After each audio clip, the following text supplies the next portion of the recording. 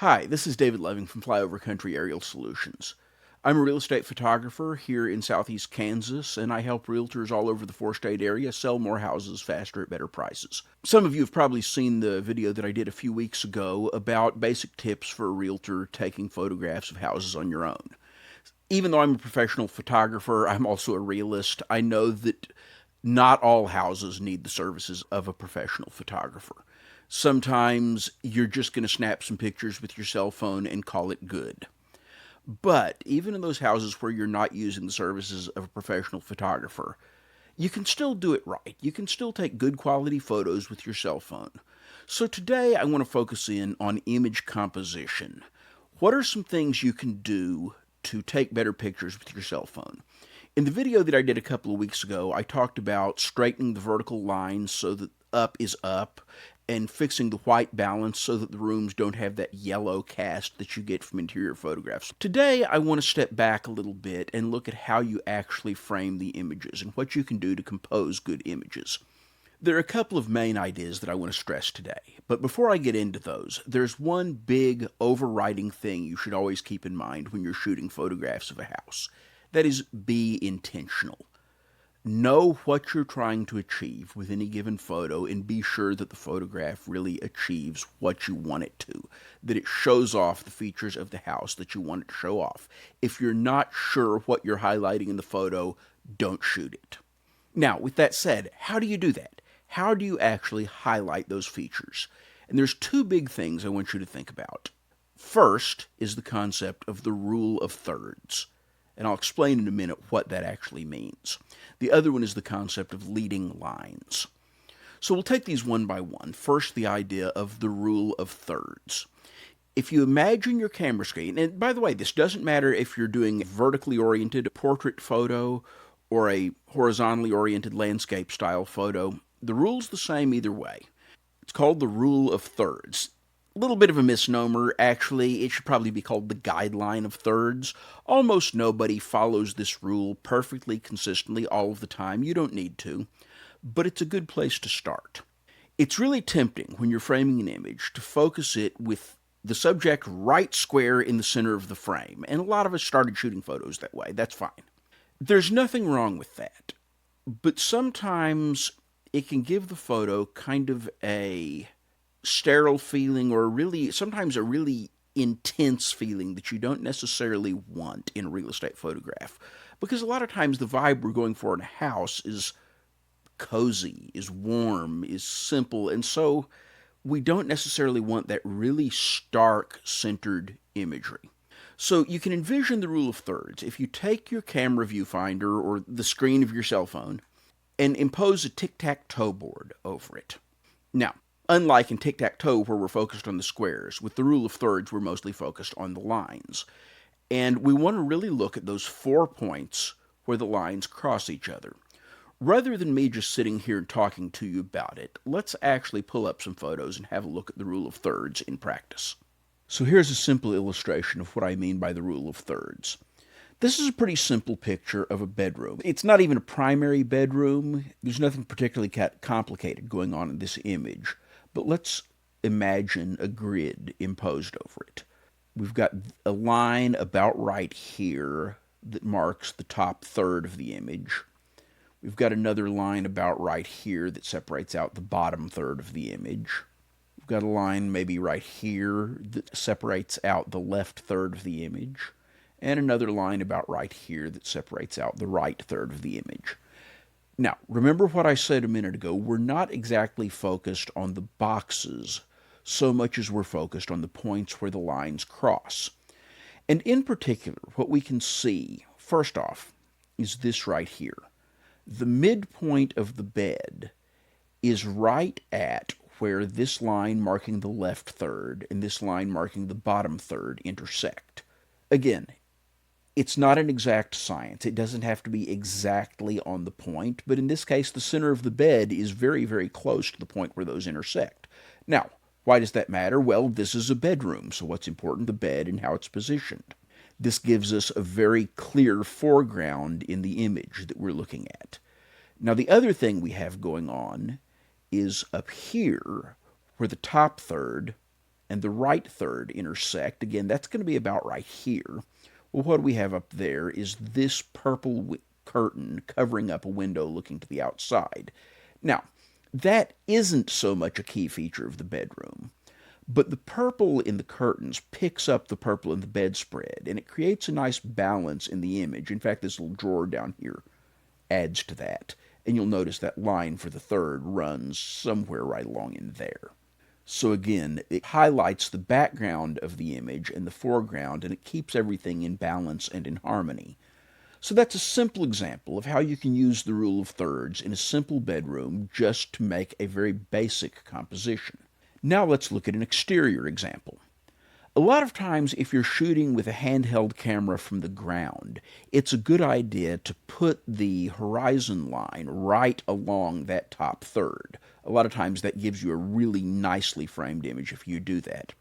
Shooting with a drone, that doesn't always work quite as well, so I did something slightly different in this image. What you'll see is that if you look at the top third line, it's going to be about right here, and that it more or less follows this tree line right here. It's the same basic principle. It separates the background of the image from the foreground of the image, and of course the house that is the focal point in the foreground of the image. Now, our bottom third comes in probably right in here somewhere, and this line isolating the right third basically runs right down the middle of the house. In fact, this line right here in the house is very close to the third in that image. So if you want, the point where the lines cross is probably up here and down here, but you'll notice that this house kind of splits the difference between them, and that if we make a triangle out of the house, that's going to sit pretty close to that top intersection. So again, the house is just inside that top right third, a little closer to the center. But if you think about how this image would look if this house were framed exactly in the center, it would look a little awkward. It would look a little strange, because we really want to emphasize the front side of the house, and so that's facing the center of the image this way. So again, very simple application of the rule of thirds. And of course, this bottom third, mostly that's foreground that isn't that important. It's calling our attention to the main focal point of the image, which is the house. Okay, one last example of the rule of thirds. Remember I said the key thing in real estate photographs, in any type of photography, but real estate photography especially, is to be intentional. In this case, what am I trying to do with this image? This image is very specific. It's intended to highlight the fact that this is an open concept house, that the kitchen flows directly into the dining and living area beyond. So we can see that down here, framed around this bottom left third, we have the kitchen. We can see the sink and the refrigerator and countertops here, framing this bottom left third. Then we can see the window in this area up here in the dining and family room, framing the top right third. So you can see that we have a natural contrast, a natural movement from foreground to background. And the main thing, the main story this photo is telling us is how this house is an open concept house. So there's our first big idea, and that's what's called the rule of thirds. Again, remember, it's not a rule, it's a guideline. You can break it, you can bend it. It's just something to think about. It's a tool to help you compose photos. The other one is the concept of leading lines. We've already kind of seen this illustrated, but it's that all of the lines in your photo, or a lot of the lines in your photo, should be pulling you toward a specific focal point. Again, it's easier to illustrate this than it is for me to explain it, so let's go back to some illustrations. We can see leading lines at work in this image. We've already looked at this for the rule of thirds, but it works just as well for leading lines. Look at the lines in this image, and there's a lot of lines. We've got the line of these cabinets here that's pointing us over this way. In fact, it follows the lines of the wall here. We've got the lines of these countertops. They're pointing us here. In fact, even the line of the fireplace kind of works here, the line on the wall over here. Why do these lines matter?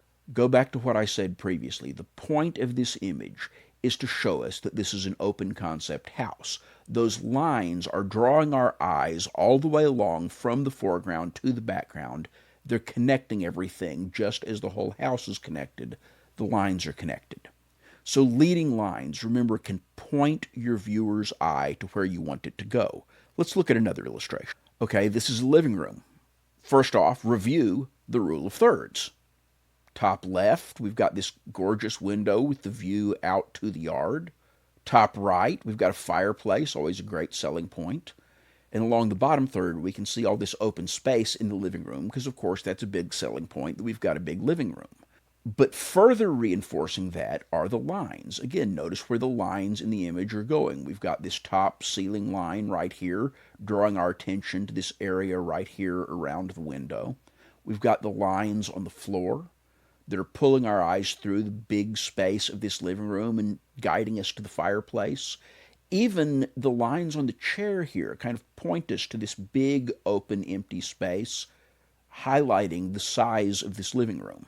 Leading lines are also a useful tool in exterior photography. So here we are with our exterior image again. Check out the leading lines. The obvious one, the big obvious one, is this driveway right here that's pointing us right to the house, right to the entry of the house. But you'll notice that we've got the lines in the yard that are pointing us to the house. This line up here of the property points us. It's a little behind the house, but it still draws your eyes to the focal point of the image. Even the little ponds here are kind of pointing us at the house. You can see how everything in the image is telling you what you should be looking at in this image. So that's how leading lines can really work for you in real estate photography. So again, the more you can make use of those leading lines, and once you start looking for them, you start seeing them everywhere. Once you can make use of those leading lines to point you toward the focal point of the image becomes that much more interesting, it becomes that much more powerful, it becomes that much more likely to grab somebody who's scrolling. It becomes more likely to grab the attention of a potential buyer. So again, these are things that you can keep in mind in those cases where you're shooting pictures of a house with your cell phone. Use the rule of thirds, use leading lines, but above all, be intentional. Know what you're shooting, know how it's helping your listing, know what you're trying to achieve with the photograph. Do that, and your photos will be better than a huge chunk of the real estate photos that are out there. So again, sell more houses, sell them faster, sell them at better prices, and when you really need that extra special something, call a professional. Call somebody like me to come help you really show off the best side of the house. So that's it. I hope you sell more properties. I hope you get lots of listings this week. I'll be back here on YouTube, so give me a like or a subscribe. There'll be more content coming on this channel. Keep an eye out. Have a great day.